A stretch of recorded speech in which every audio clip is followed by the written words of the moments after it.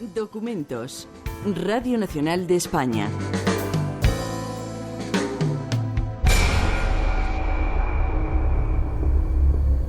Mi hermana tenía 3 años, la que ha sobrevivido, y cayó, claro, con la gripe, pero después de ella había un niño de 2 y otro niño de 1. María Rosario Martín Sanz. Con los niños teníamos una niñera y todos cayeron y murieron los niños y la niñera. Los 3 el mismo día, lo recordaban mis padres con un terror horrible.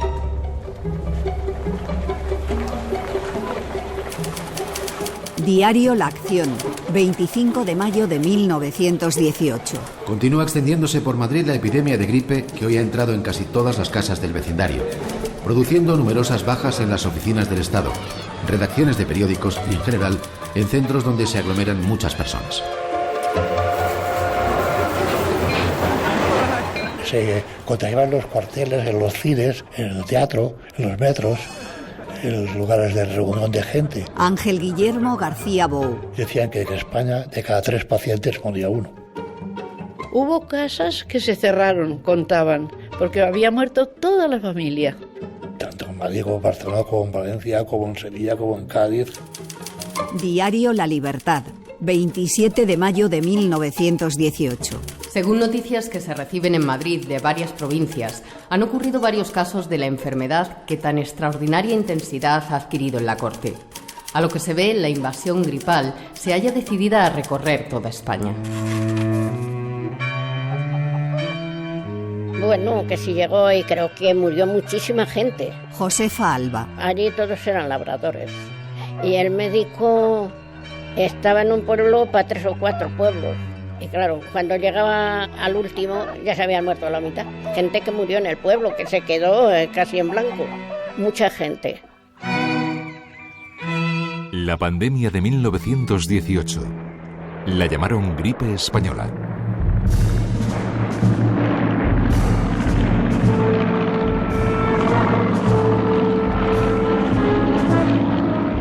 La gripe española, que mal llamada gripe española, aparece en 1918 cuando se está acabando la Primera Guerra Mundial y se extiende con una velocidad inusitada por todo el mundo gracias en gran parte al ejército.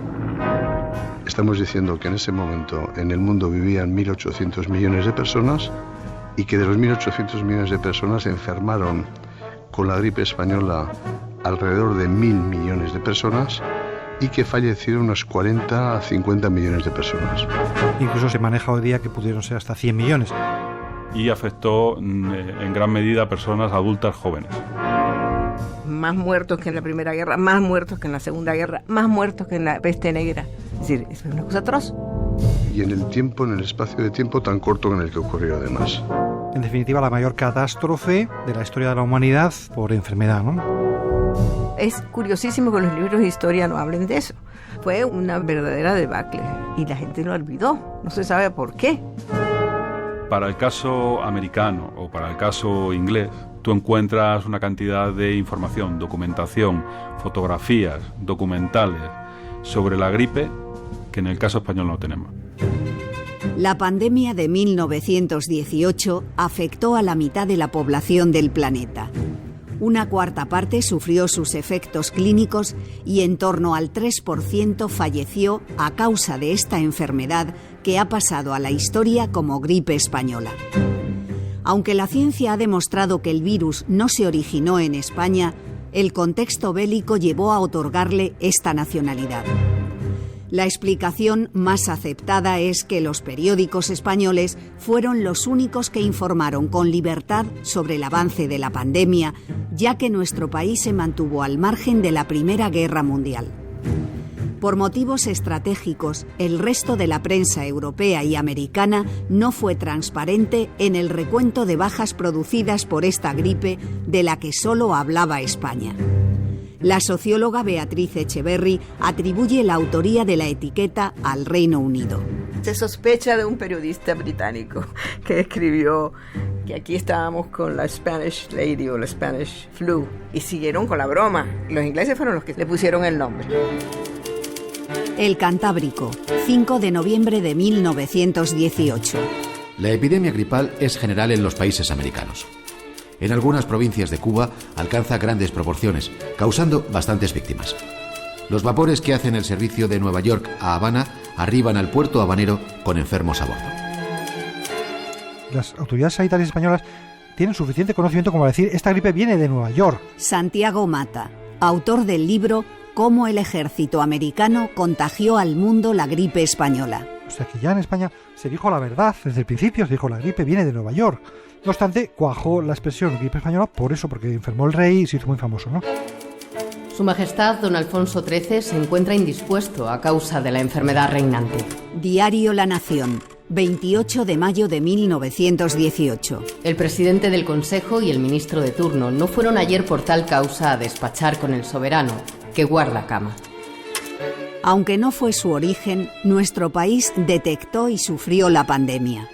Eso, a juicio del médico y profesor de la Universidad del País Vasco, Antón Erkoreka, justifica que se la llame gripe española. Me da igual que esté bien llamada o mal llamada, siempre se han llamado las gripes pandémicas con el nombre del territorio en el que se ha identificado. Se le ha llamado la gripe rusa, la gripe italiana, la gripe asiática, la gripe de Hong Kong, la gripe española, pues bueno, no tiene mayor interés.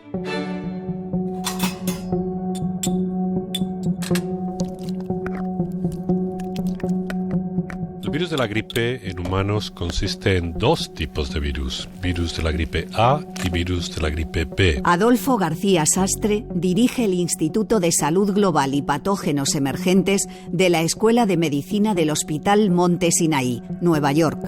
La enfermedad que producen los virus de la gripe A y los virus de la gripe B es muy parecida. Hay años en que hay más actividad de gripe B que de gripe A.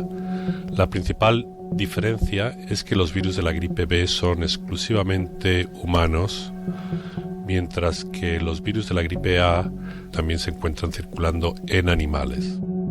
Y a su vez de la gripe A se subclasifican en dos tipos distintos, que son el H y el N, el que tiene que ver con los antígenos de hemaglutinina y los de neuraminasa, de forma que los virus, cuando los identificamos, les ponemos ese apellido H1N2 o H5N5, y de esa manera los identificamos tanto los virus humanos como los virus porcinos como los virus aviares. Durante la pandemia del 18 no se conocía el virus de la gripe, de tal modo que la agente causante de la gripe del 18 no se pudo aislar. Pfeiffer en 1892 descubrió el germen que hasta hoy se considera como el causante y que lleva su nombre, reinando en dicho año la gripe en toda Europa.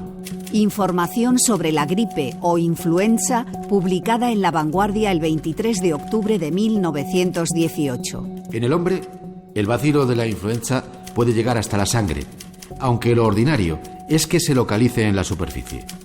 Aunque dicho microbio puede eliminarse por la boca, en la mayor parte de los casos se expulsa por las vías respiratorias, ganando el ambiente al desprenderse de los esputos.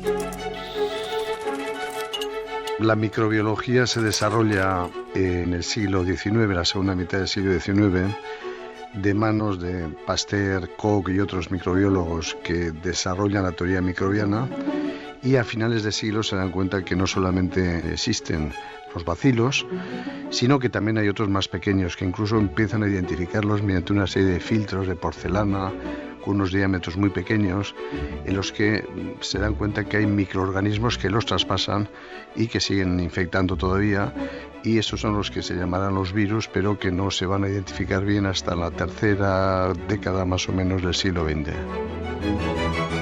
Smith, Andrews y Letlow aislaron por primera vez en 1933 el virus de la gripe de un caso humano, y con ello demostraron que el agente causante de la gripe en humanos es el virus de la gripe.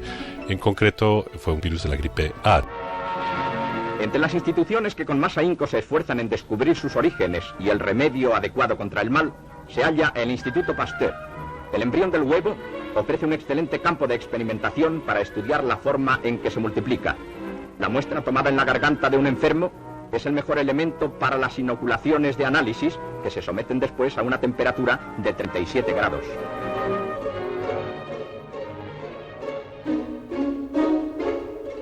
El virus de la gripe usa ácido ribonucleico como material genético.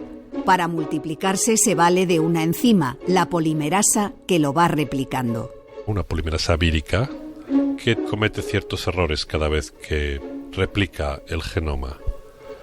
Estos errores dan lugar a la aparición de mutaciones. Las mutaciones normalmente dan lugar a resultados detrimentales. Los virus mutados son errores, ¿no? Entonces suele dar lugar a fenotipos que no son tan buenos como el virus sin mutar, y son eliminadas rápidamente estas mutaciones porque el virus mutado no crece bien. Sin embargo, algunas mutaciones pueden dar lugar a una ventaja al virus. La gripe estacional acumula pequeños cambios de año en año que permiten al virus reproducirse mejor en presencia de anticuerpos contra las cepas anteriores. Por eso es necesario actualizar la vacuna cada año. Los virus van circulando, van mutando, van cambiando y llega un momento en que algunos de ellos se vuelven muy virulentos. Debido a una nueva cepa que antigénicamente es completamente distinta de las cepas circulantes. Esta cepa tan distinta viene de cepas animales que están circulando o en aves o en cerdos o en otros animales. Generalmente estas cepas no causan problemas en humanos, pero cada cierto tiempo el virus muta de tal modo que el mutante que se genera es capaz de infectar humanos sin inmunidad preexistente. Si este virus no solo es capaz de infectar humanos, sino que además es capaz de transmitirse en humanos, tenemos una pandemia. Las pandemias de gripe se repiten con una periodicidad de entre 10 y 50 años. La anterior a la de 1918 comenzó en 1889. Murió alrededor de 1 millón de personas. Probablemente se inició en Turquía, en Bokhara. Diego Ramiro Fariñas, jefe del Departamento de Población del Consejo Superior de Investigaciones Científicas. Las primeras muertes se producen en octubre de 1889 en San Petersburgo y la enfermedad se transmite muy rápidamente a través de la red de ferrocarril y luego salta a Estados Unidos y de ahí pasa a toda Latinoamérica y al resto del mundo. Hoy conocemos mejor el virus de la gripe española gracias al trabajo del virólogo Jeffrey Taubenberger, que en 2005 logró secuenciar sus 8 genes en un laboratorio militar estadounidense. La proeza fue posible gracias al archivo del Instituto de Patología de las Fuerzas Armadas, que conserva millones de muestras de tejidos recogidos por doctores militares a lo largo del último siglo y medio. En los archivos había aproximadamente 100 muestras de autopsias de soldados estadounidenses muertos por la gripe de 1918. Ignoraba que hubiera tantos. Jeffrey Taubenberger, entrevistado en 2009 para la televisión pública estadounidense PBS, reconoce que no fue fácil dar con el patógeno en las muestras de tejido pulmonar. En casi todos los casos el virus se había esfumado antes de que el paciente falleciera debido a infecciones secundarias. Estábamos tan convencidos de que esta era una tarea crucial que no tiramos la toalla pese a que solo obteníamos resultados negativos. Hasta que por fin aparecen restos de H1N1 en un pequeño fragmento de pulmón que perteneció a un soldado de 21 años. Se ha especulado que el virus completo vino directamente de aves, pero no podemos excluir que a lo mejor también tuviera algunos genes que fueran comunes con virus de la gripe humanos que existían antes del 1918. Pero eso no lo sabemos con certeza. El puzzle se terminará de armar con el cadáver de otra víctima de la pandemia, conservado en el permafrost de un poblado inuit de Alaska. Solo faltaba reconstruir el virus, resucitarlo para poderlo estudiar. Una vez obtenida la secuencia, nuestro grupo había desarrollado técnicas de reconstrucción del virus de la gripe a partir de la secuencia de este. El trabajo de genética reversa lo dirigió este biólogo español, Adolfo García Sastre, junto a un equipo del Centro de Control de Enfermedades de Estados Unidos en un laboratorio de alta seguridad de Atlanta. Cuando reconstruimos el virus en 1918 y comparamos su capacidad de inducir enfermedad en distintos modelos de animales, nos dimos cuenta de que es un virus humano pandémico mucho más virulento que el resto de los virus humanos pandémicos que conocemos. Eso no excluye también la posibilidad de que hubiera otras condiciones preexistentes que dieron lugar a una mayor mortalidad, pero desde luego lo que ahora sí sabemos es que el virus era un virus muy especial, muy virulento, y que eso participó en el gran número de muertes que causó la pandemia del 1918. La pandemia se extendió por todo el mundo en 3 fases principales. La primera oleada de gripe de 1918 se piensa que fue un poco menos severa debido a los datos epidemiológicos y que la más severa fue la segunda y la tercera oleada. Aquí en España, la primera aparece en mayo del 18. La segunda ola, que es la terrible, aparece a final de agosto. Y la tercera desaparece ya en enero-marzo. No llega ni al año. Beatriz Echeverri, autora del libro La gripe española, la pandemia de 1918-1919. La segunda singularidad de la pandemia es su incidencia por edad, es decir, el grupo de edad que más sufrió la muerte. Y ese grupo de edad fue los jóvenes de 20 a 40. Eso es excepcional porque la gripe generalmente mata a los muy pequeños y a los muy viejos, pero los jóvenes no. Bueno, hay varias hipótesis de trabajo. La que más se acepta en este momento es la que se llama tormenta de citocinas o tormenta de citoquinas, que son los que regulan los mecanismos de la inflamación. Antón Ercoreca, director del Museo Vasco de Historia de la Medicina. Un virus muy agresivo, como el virus de la gripe, afecta a un organismo joven fuerte y este reacciona en exceso. Y eso da lugar a lo que se llama inmunopatología. Patología causada no tanto por el agente infeccioso como causada por la respuesta demasiado exagerada al agente infeccioso que la causa. Y ese exceso de reacción es el que le acaba produciendo la muerte, incluso en periodos muy cortos de tiempo. Otros dicen que el tema de los adultos jóvenes se refiere a que había una parte de la población que estaba inmunizada con la pandemia de 1889. O sea, los que tenían más de 28 o 30 años estaban inmunizados y el resto también tenían algún tipo de defensa. El diagnóstico de la enfermedad se basaba en sus síntomas. Fiebre muy elevada, postración, procesos respiratorios afectados que derivaban muchas veces en neumonía y podían dar lugar a la muerte del paciente, como ocurrió con mucha gente en el 1918. En muchos casos fue debido a coinfección con virus de la gripe y con bacteria. No existían en aquella época antibióticos para poder combatir las infecciones secundarias bacterianas que causaron también muchas de las muertes en el 1918. Pues se trataba con aspirinas, calcioaspirinas, leche caliente con coñac y bebidas calientes, secar el sudor. Ángel Guillermo García Bou, médico jubilado. Es decir, cambiar regularmente de ropa, porque la gente en aquella época se cambiaba muy poquito de ropa. Esta era la pelea más dura con los pacientes.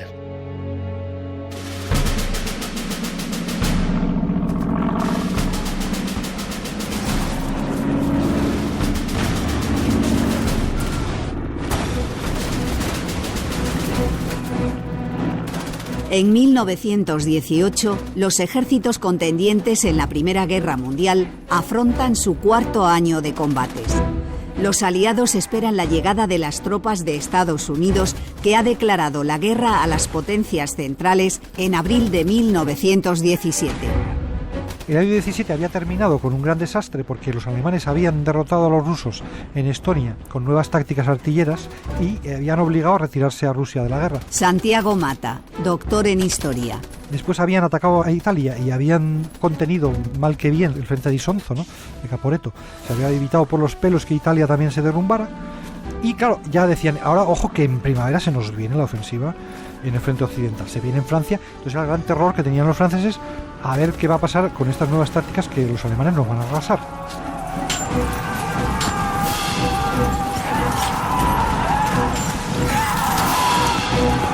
Alemania reubica sus tropas del este en el frente occidental y lanza su última gran ofensiva el 21 de marzo. Los soldados de ambos bandos luchan desesperadamente en los campos y bosques de Francia y Bélgica.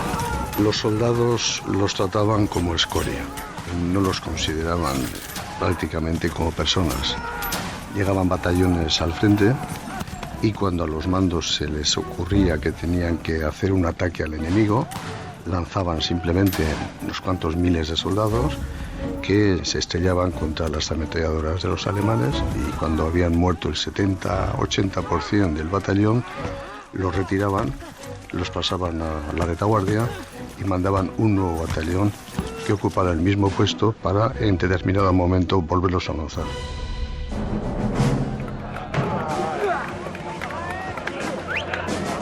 En el fragor de la batalla pasa casi inadvertido el nuevo actor que ha entrado sigilosamente en el teatro de operaciones y que ataca a los dos bandos por igual. La paradoja es que un Estado que se consideraba maduro, que decían que era la primera guerra en la que por primera vez iban a morir más gente en el campo de batalla que por enfermedades, pues sucedió todo lo contrario, que murió más gente por la enfermedad que en el campo de batalla, en el caso de Estados Unidos, claro.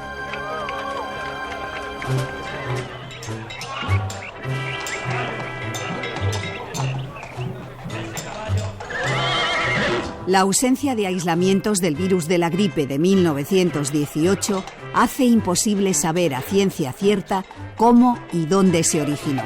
Hay dos teorías importantes. La principal para mí es que se sitúa en el medio oeste americano. Es el primer registro que hay de muertes por gripe y afortunadamente había campamentos militares, afortunadamente o desafortunadamente, y esa gente registra muy bien. Es allí donde se registra primero.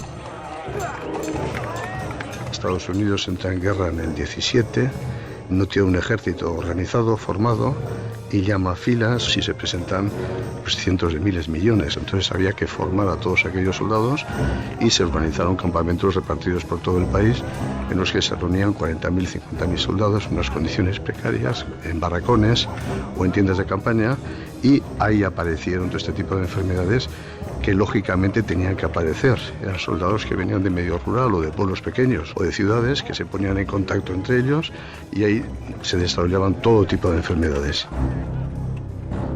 El condado de Haskell está en Kansas, en el sur oeste del estado, y tenía la triste, no sé si medalla o como se quiera llamar, de haber sido el punto de origen supuesto de la pandemia del 18, porque un médico allí en un pueblo, se llama Santa Fe, notificó los primeros casos de gripe del 18 y que de allí se trasladó a un campamento militar que se llama Camp Funston, donde sí se sabe que allí a partir del 4 de marzo del 18 hubo ya hasta 1000 y pico afectados en un plazo muy breve de tiempo.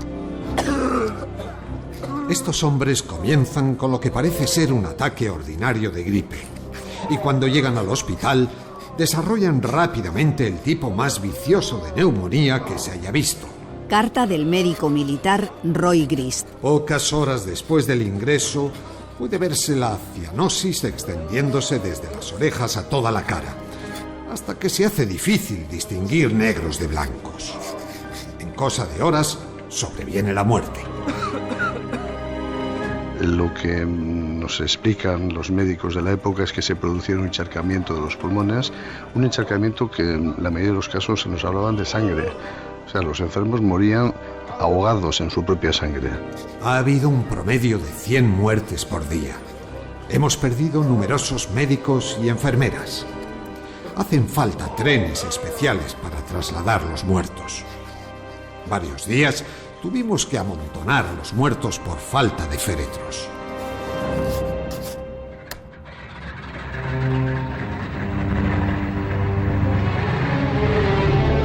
Las condiciones de hacinamiento de los campos de instrucción habrían propiciado el contagio y los transportes militares la extensión de la enfermedad por todo el país. Por lo tanto, ese es el origen hasta ahora de la pandemia. Pero este origen ha sido puesto en entredicho. Yo me di cuenta que hay varios estudiosos americanos que ponen en entredicho que hubiera podido ser Kansas el origen. El historiador Santiago Mata, autor del libro Cómo el ejército americano contagió al mundo la gripe española, apuesta por la tesis de la oleada Heraldo, según la cual la pandemia habría empezado un año antes de lo oficialmente reconocido.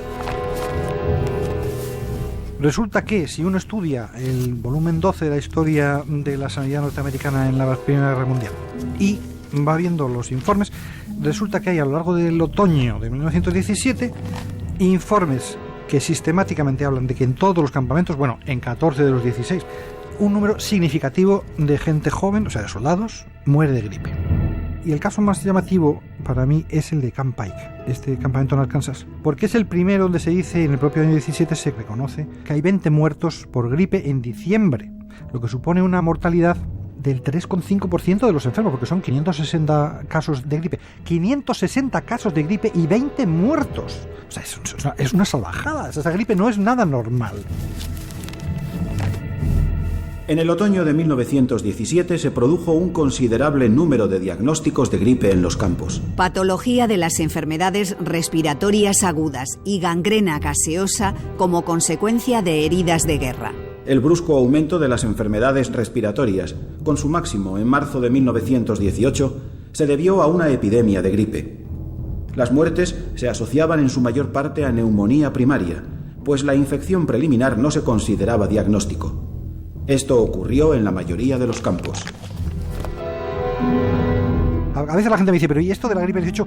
¿Qué más da? ¿Qué tontería? ¿Y qué más da si surgió en el 17 o en el 18? ¿Qué más dará? No da igual, porque no es lo mismo una gripe sobrevenida en el 18, que estás ya en plena guerra, estás en el teatro europeo y te viene una gripe de España. No es lo mismo que si tú sabías que eres tú quien tienes la gripe y la llevas. Otra teoría sobre el origen de la pandemia sitúa el foco en Europa. Que dice que hubo gripe, episodios epidémicos en Francia y Inglaterra en el 16, con sintomatología muy parecida entre los soldados en campamentos. Podría haber sido el mismo virus que todavía no tenía capacidad de transmitirse bien. Tenemos un campamento que es muy importante, el campamento de Tarbes-sur-Mer. Es una población del noroeste de Francia, frente del canal de la Mancha, que las tropas británicas tomaron como campamento base. Y a partir de 1916, 17 y en el 18, en este campamento llegaron a vivir hasta 100.000 soldados. Es una verdadera ciudad que tenía unos 12 kilómetros cuadrados de extensión, y hay muchos autores que ya describen episodios muy amplios con miles de soldados afectados de neumonías, bronconeumonías y demás desde el año 1916, que se han considerado, y yo también lo considero, como los antecedentes de lo que luego fue la gripe española. En fotografías de época se aprecia la convivencia cotidiana de los soldados del campo de Etaples con animales domésticos como cerdos y gansos, posibles portadores de virus de gripe porcina y aviar.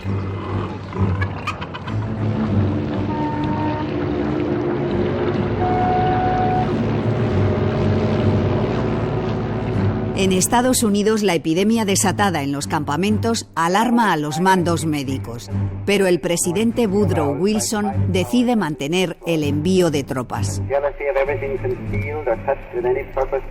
De hecho, Wilson llamó a Peyton March y dijo, oye, esto es tan grave, ¿tenemos que suspender los envíos de soldados a Europa o no? Y Peyton March es el que dijo, el jefe de Estado Mayor del Ejército, dijo, no, esto no se puede parar, porque si lo paramos, los alemanes se van a dar cuenta de que estamos aflojando y se crecerán. Wilson decide mandarlos, y entonces en algún momento le dicen, se están muriendo en los barcos, ya, se están muriendo y están llegando allá a morirse y debemos parar esto. Y él dice que no, que siga.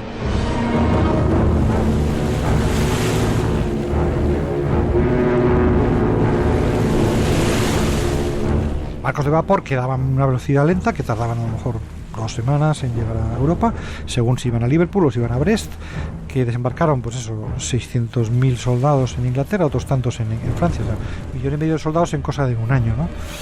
Para cuanto antes poder llevarlos al frente. En agosto ya tenía 1.200.000, es decir, fíjate el transporte de esa cantidad de muchachos, muchísimos enfermos, ¿no? Es decir, un barco moviéndose con frío. No, eso tenía que ser terrible, tiraba uno ahí, horrible, qué manera de morir. Yo creo que al padre que le llevaba al hijo muerto por gripe prefería decir que lo habían matado en batalla, ¿no?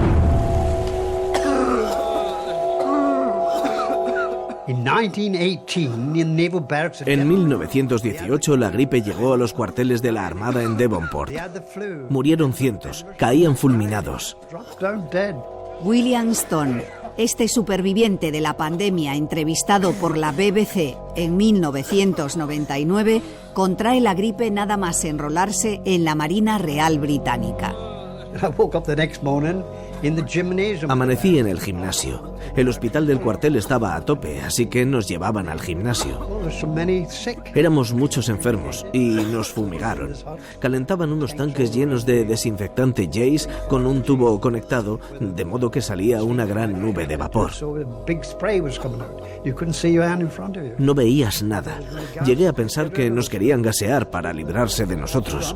No recibíamos muchas atenciones de las enfermeras. Éramos tantos, ¿sabe? Fue bastante aterrador. Los hospitales del frente también están desbordados. A los heridos de combate se suma una avalancha de enfermos, miles cada día. Esta primera ola pandémica no respeta fronteras, no entiende de bandos. Todos caen. La población civil también sufre los efectos. La gripe parece no tener freno. Y en mayo ya lo tenemos aquí.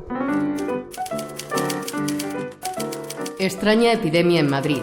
Miles de atacados. El Correo Español, 22 de mayo de 1918. Desde hace días cunde en Madrid una epidemia que hasta ahora se presenta con caracteres de benigna, pero tiene justamente alarmados a todos los vecinos de la corte. La enfermedad, cuyos síntomas son generalmente vómitos, fiebres, diarreas y dolores en todo el cuerpo, es en el fondo algo semejante a la gripe o trancazo.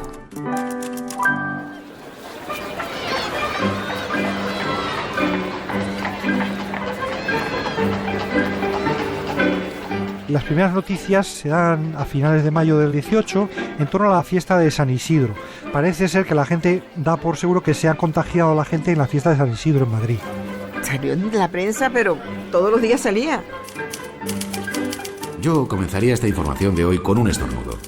Pero están ustedes tan lejos de mí que antes de que me hagan el santo exorcismo del Jesús, María y José, habría perecido seguramente. El adelanto, 28 de mayo de 1918. Y digo esto porque vamos a contarles cómo es la enfermedad de moda que en forma de brutal epidemia se ha metido en las casas de Madrid. Y que por haber entrado en todas, absolutamente en todas, hemos dado en llamarle el soldado de Nápoles.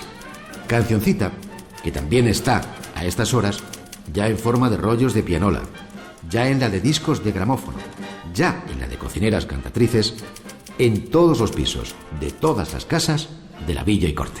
Soldado de Nápoles, que vas a la guerra, mi voz recordándote, cantándote espera, cariño del alma, ven, que vas a probar la dicha de amar, oyendo los sones de mi canción.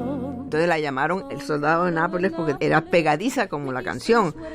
Nada, entonces prohibieron que se reunieran a los cafés, nadie cumplía. Lógico, porque nadie estaba asustado. Si muero queriéndote, qué muerte tan buena. El soldado de Nápoles, la epidemia reinante, la enfermedad de moda. Los rotativos españoles no escatiman en creatividad, publican sin parar. Unas veces dan pábulo a teorías rocambolescas como la que vincula el mal con las obras del metro. Otras recogen la sensata opinión de autoridades como el doctor Gregorio Marañón. Desde luego puede asegurarse que para nada influye en la remoción de tierras por los trabajos del Metropolitano. Es un lugar común del que se echa mano en ocasiones semejantes, casi siempre sin la menor razón. Tampoco tiene nada que ver la enfermedad ni el modo de adquirirla con los alimentos. Es inútil, por lo tanto, privarse de frutas y verduras crudas y de otros alimentos que he visto indicados como peligrosos.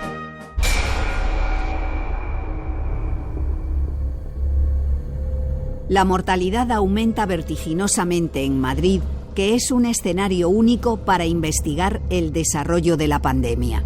Único en varias razones. Primero, porque es una ciudad de tamaño grande, que conserva todos sus registros, con la que se puede trabajar para hacer este tipo de investigación y en el que nos permite hacer ese análisis de la mortalidad por edad en diferentes olas. Diego Ramiro Fariñas, jefe del Departamento de Población del CSIC. La ola de primavera, que fue muy fuerte en la ciudad de Madrid, afectó a gente joven, a gente adulta joven y en menor medida a niños, pero no afectó tanto a personas mayores.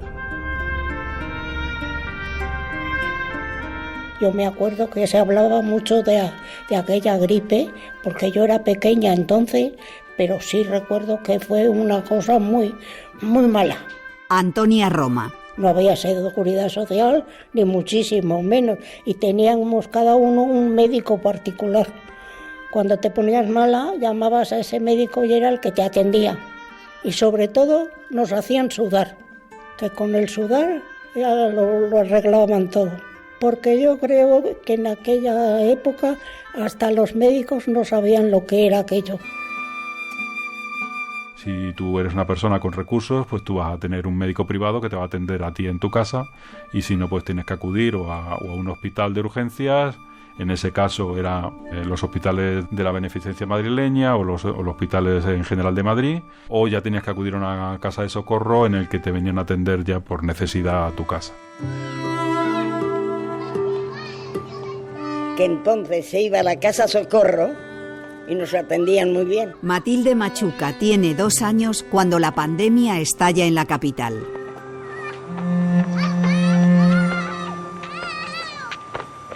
Su familia, en el madrileño barrio de Chamberí, sale indemne. Se jugaba en la calle, a la comba, había todo, se jugaba, eran otros juegos, otras cosas.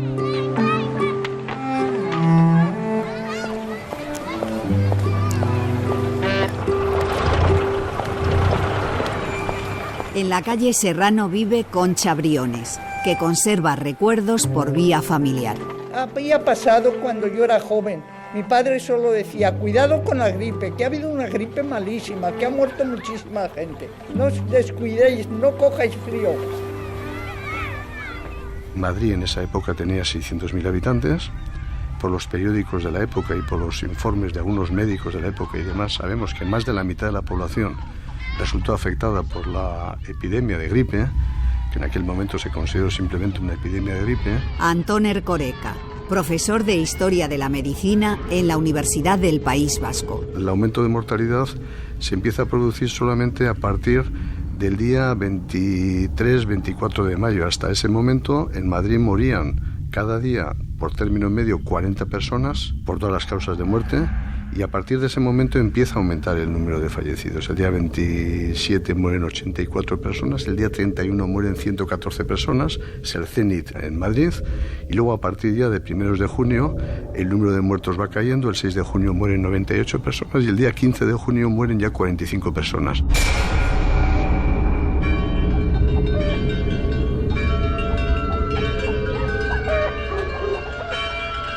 La gripe se extiende con rapidez más allá de la urbe en los últimos días de mayo.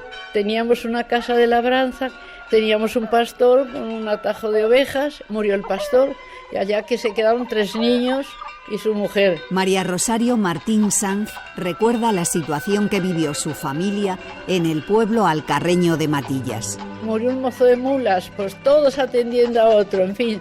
Y el follón de la casa, imagínense, el pastor morir y tener que alimentar al ganado, a las ovejas. Pues allí todos alrededor de casa haciendo lo que podían y ayudando, sin duda, a los de fuera también, porque la epidemia fue tremenda.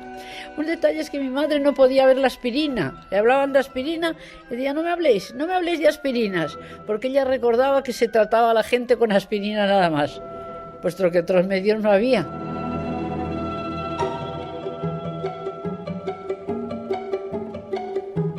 La enfermedad golpea fuerte en Salamanca, Cuenca, Toledo, Valencia, Cáceres, Badajoz, Córdoba, Jaén, Cádiz. los primeros que se pusieron enfermos, y eso sí que está claro en la prensa de la época, hospital militar de no sé dónde, Cádiz, 200 enfermos en el hospital. De un día para otro, ¡pum!, los hospitales militares todos enfermos. ¿Por qué? Porque viven hacinados.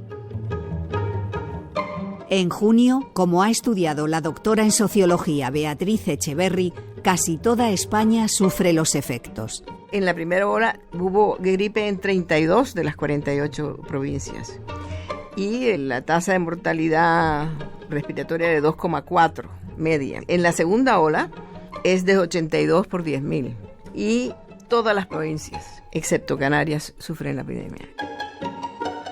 Este segundo embate del virus, a partir de agosto, será peor que el de primavera. Empiezan a aparecer casos mucho más graves, sobre todo en poblaciones que se han librado de la primera ola. En el caso de Madrid, la primera ola fue fuerte, la de primavera del 18, pero la de otoño del 18 no fue tan fuerte, contrario a lo que ocurre en muchos otros sitios. La primera ola afecta a mucha gente, produce inmunidad para las siguientes olas, ya han sido afectados por la gripe y no van a desarrollar la gripe en los próximos meses, en los meses que luego afectó en el otoño o en el invierno siguiente. Octubre es el peor mes en todo el hemisferio norte. Las muertes aumentan en un 300% sobre la media mensual de años anteriores. Nos encontramos que algunas provincias del norte de la meseta, por ejemplo Burgos, por ejemplo Zamora y por ejemplo Palencia, tienen tasas de 16 por 1.000 habitantes. Una tasa de mortalidad atribuible a la gripe de 16 por cada 1.000 habitantes es una cifra altísima. Madrid, en cambio, como ya estaba inmunizada la mayoría de la población, y en mi opinión, en Madrid la tasa fue bajísima. En Madrid son solamente de 3,7 por 1.000 habitantes.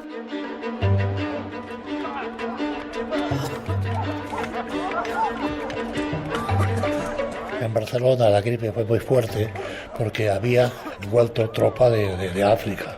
Había mucha gente que vivía en las barracas del Somorrostro, el barrio chino, en la montaña de Montjuïc, junto a las fábricas de carbón. Ángel Guillermo García Bou, médico jubilado de Barcelona. Se contagiaba en los cuarteles, en los colegios, en las iglesias, en los cines, en los teatros. Por el Paralelo y barrio chino había muchísimos, vamos a llamar, de cabarets. Había mucha gente, entonces la gripe se contagia persona a persona. Y claro, en la época del 18 esto era todavía mucho más pobre.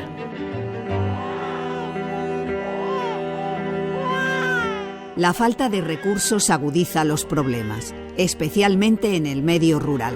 Por ejemplo, en algunas zonas de Galicia. Murió mucha gente, yo sé que en 18 hubo muchos muertos. Ángel Díaz es natural de Begonte, Lugo. En aquellos tiempos había un médico para todo, casi todo el partido judicial casi lo llevaba un médico solo. Se llama el doctor Cebreiro. Cobraba muy poquito, era un doctor muy humano, a los pobres no les cobraba nada.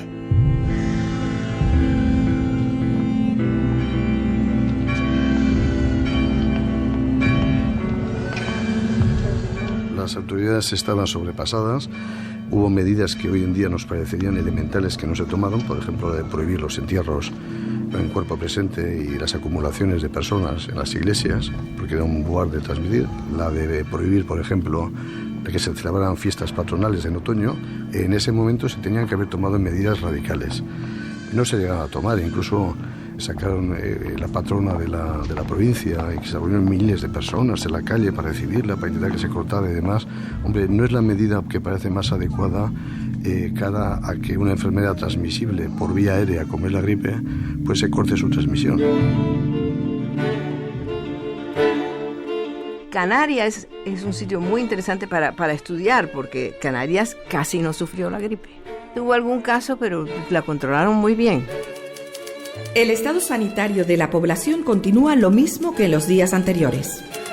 La Gaceta de Tenerife, 24 de noviembre de 1918. Aunque el número de invasiones no ha aumentado, el de defunciones lo ha sido en 2 durante las últimas 48 horas. Ya han empezado los cursos en muchos colegios de esta ciudad. También se reanudó ayer la presentación de los opositores a las escuelas nacionales. Esta fue la segunda onda. Antón Ercoreca, Museo Vasco de Historia de la Medicina. Hay una tercera onda que hay que tener también en cuenta, que es la que ocurre en los primeros meses del año 19, que provoca una mortalidad más baja, si queremos, pero que también fue interesante. Y yo incluso creo que se puede identificar en algunos lugares, no en todos, una cuarta onda en los primeros meses entre enero y marzo de 1920, también con unas tasas de mortalidad bastante bajas, de 2 por 1000 o así, pero que en algunos lugares fue interesante. A partir de ahí desapareció la gripe pandémica. En el caso español, el nivel de mortalidad fueron alrededor de unos 250.000 fallecidos por la gripe. Diego Ramiro Fariñas, CSIC. Fundamentalmente el 75% tuvo lugar en la segunda ola de la gripe. En un mes, en el mes de octubre, alrededor del 45% de todas las muertes. Y fue en varias olas.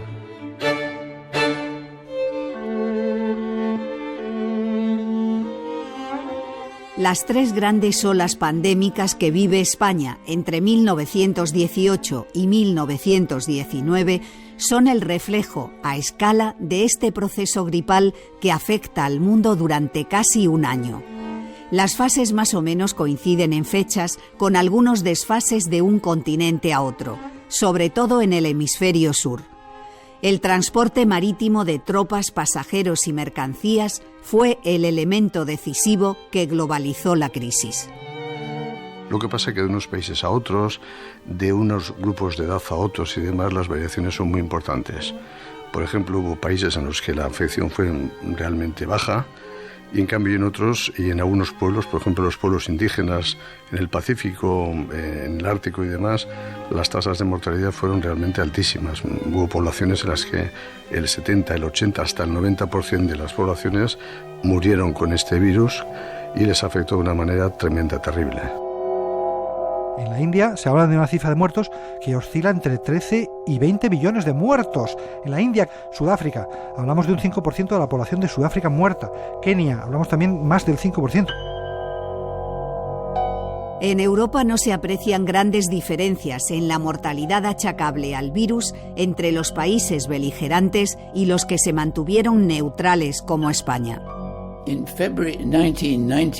febrero de 1919 mi tío cogió la gripe y en 4 días estaba muerto. El doctor William Frankland explica en la BBC que tenía 5 años cuando la gripe azotó el Reino Unido. Su familia vivía en el norte. Estábamos muy aislados. Recuerdo que mi madre decía, aunque yo no lo entendía, que teníamos suerte de no relacionarnos con otra gente. Era un riesgo. En todo el mundo mató a más gente que la guerra.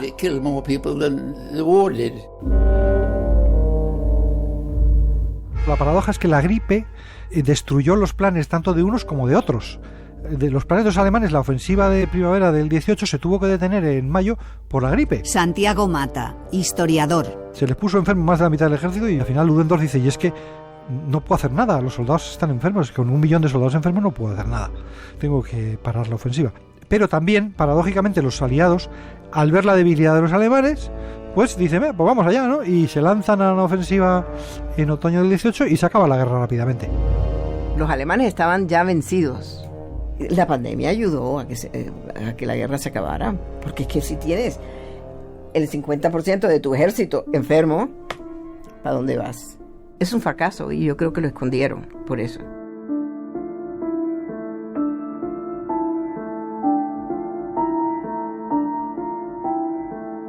...1918 fue un año desgraciado. A los millones de muertos de la Gran Guerra hubo que sumar entre 40 y 100 millones de víctimas más. La culpa fue del H1N1, el virus aviar, como descubriríamos más tarde, que asestó una salvaje dentellada a la pirámide de población y precisamente en su franja más productiva. Es una de las principales crisis de mortalidad que hemos tenido en España, por encima, incluso diría, de la guerra civil, con una caída del crecimiento vegetativo de alrededor del 4%. Entonces es una crisis importante que afecta a edades adultas, a padres de niños que quedan huérfanos. Eso va a afectar también en alguna medida en el comportamiento de la mortalidad infantil en los años posteriores a la muerte de los padres, a la muerte de la madre o del padre. Toda crisis tiene una respuesta de nuevos matrimonios, un crecimiento de la fecundidad a continuación, que son mecanismos de respuesta a una crisis demográfica como fue la de 1918. A los 2 años se están casando viudos con viudas. Es decir, esa es la humanidad resiliente, ¿me entiendes? Vuelven a levantarse, vuelven a tener hijos, vuelven a casarse. Y es que se notan en las estadísticas.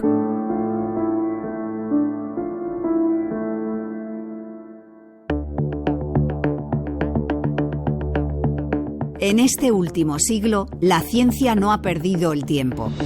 Hemos sido capaces de identificar el virus de la gripe, de vacunar a la población. Contamos con antibióticos para atajar infecciones bacterianas secundarias.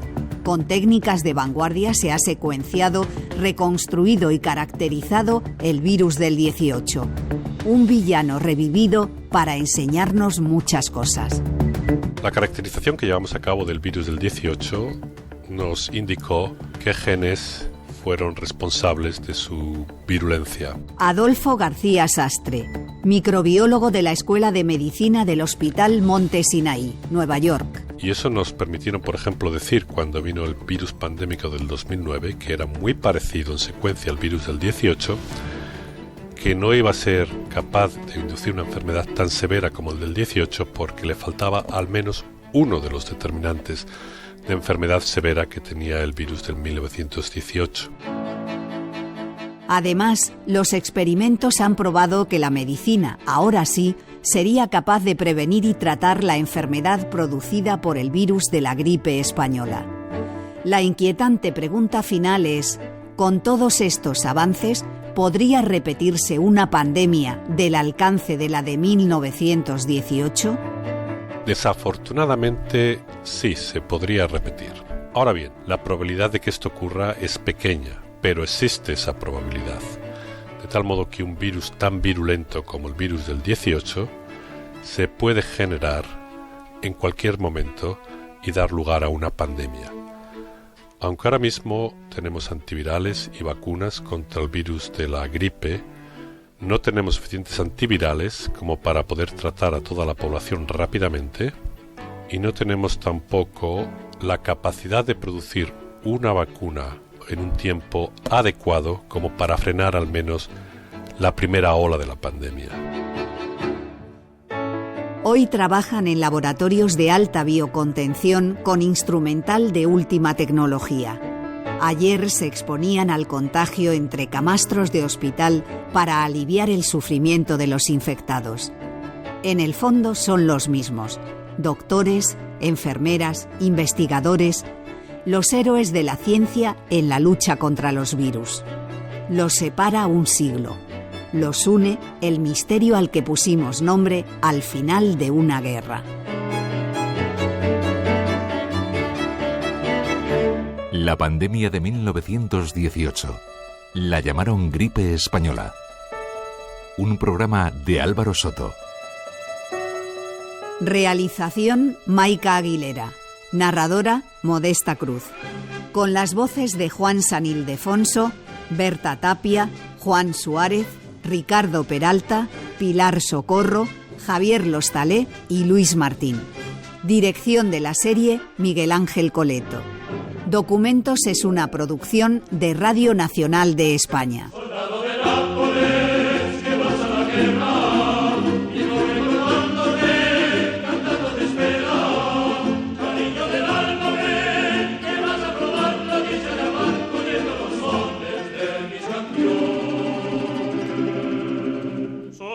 de Nápoles, me quiso mi suerte, la gloria romántica me lleva a la muerte. No digas tu cántico que aviva mi pena, si muero queriéndote, qué muerte tan buena.